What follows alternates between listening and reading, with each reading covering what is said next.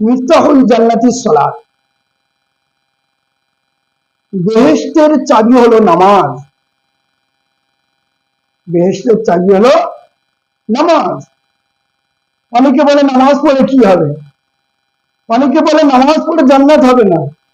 না ভাই, এখানে হাদিস পাকের মধ্যে আল্লাহ রসুল বলে যাচ্ছেন যে আল্লাহর রসুল মাসুম ছিলেন সাল্লাল্লাহু আলাইহি সাল্লাম, মাসুম নিষ্পাপ।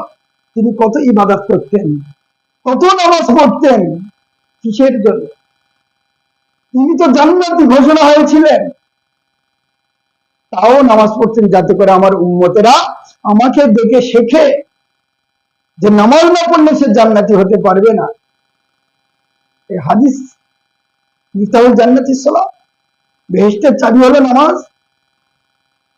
সেই নামাজ আমরা গাফিল, নামাজ থেকে দূরে।